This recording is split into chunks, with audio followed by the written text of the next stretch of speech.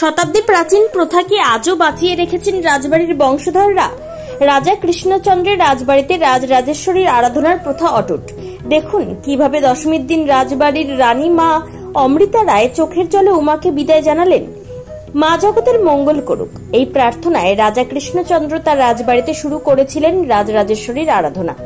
সেই রীতি আজও বজায় রেখে বংশধররা পুজো চালিয়ে যাচ্ছেন। যদিও ভবিষ্যতে এই প্রথা বংশ পরম্পরায় অব্যাহত থাকবে কিনা তা কেউ জানে না। দশমীর দিনে মৃন্ময়ীকে আরাধনার পর কৈলাসে যাওয়ার পালা। রাজবাড়ির বংশধরেরা চোখের জলে উমাকে বিদায় জানাতে সিঁদুর খেলায় মেতে ওঠেন।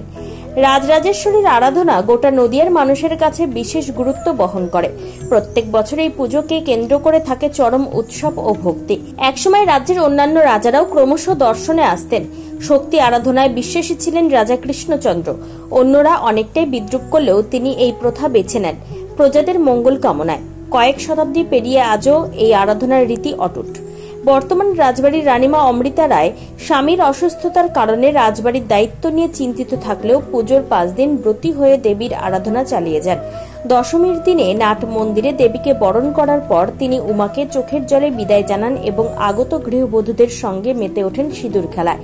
তবে হৃদয়ে থাকে 1 বছরের অপেক্ষার বেদনা। এটা বলার অপেক্ষা রাখে না যে মন সবাই ভারাক্রান্ত, কিন্তু আমাকে যেটা করবার করে যেতে হবে। আমি আগেও বলেছি, মাকে আমি আনি, মানে শিবনিবাস যাই, রাজরাজেশ্বরের পারমিশন নিয়ে ওনাকে 5 দিনের জন্য এখানে আনি। তার বেশি রাখার ক্ষমতা আমার নেই, উনিও থাকবেন না। ফলে উনি যে এতদিন ধরে আসছেন সেটাই আমার সৌভাগ্য, এবং আমি সব সময় আশা করব যে সব সময় উনি আসবেন এবং সবাইকে কুশল মঙ্গল রাখবেন, সুস্থ রাখবেন, স্বাস্থ্য ভালো থাকবে এবং আনন্দে থাকবে এবং সবাই অশান্তি মুক্ত থাকবে, এবং বছর পর বছর যেন উনি আসেন। এটা আমার অনেক অনেক সৌভাগ্য যে উনি আসছেন। চলে তো উনি যাবেন, উনি দেবী, উনি মর্তে তো থাকবেন না। উনি সবসময় আমাদের আশীর্বাদ করছেন এবং সবসময় আশীর্বাদ করেন যে আমরা যেন সবসময় নিজেদের নিয়ে ভালো থাকি, অপরের ক্ষতি যেন না করি। ভালো না করি ঠিক আছে, ভালো না হোক, কিন্তু ক্ষতি যেন না হয়। এক্ষুনি এই উত্তরটা দিলাম যে আমি এখানে মায়ের আরাধনা করছি অ্যাজ আ ফ্যামিলি। এটা আজকে আমি শুরু করিনি, এটা পরম্পরা হিসেবে চলে আসছে এবং ভবানন্দ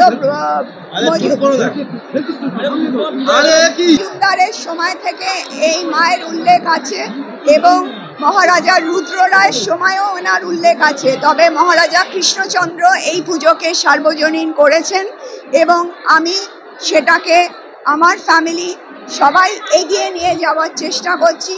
এবং সবথেকে বড় জিনিস, মা প্রতি বছর আসছেন, সবাইকে আশীর্বাদ করছেন।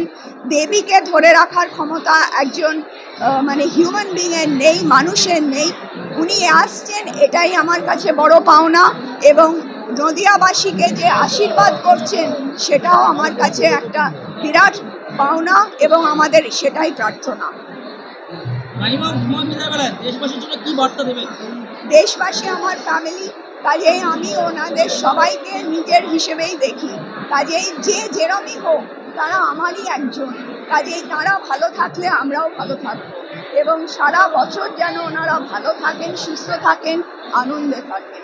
এবং দেখুন, সব বাড়িতেই কিছু না কিছু ঝামেলা থাকে, কিন্তু কোনো বিপদ যেন না ঘটে, এইটুকুই আমি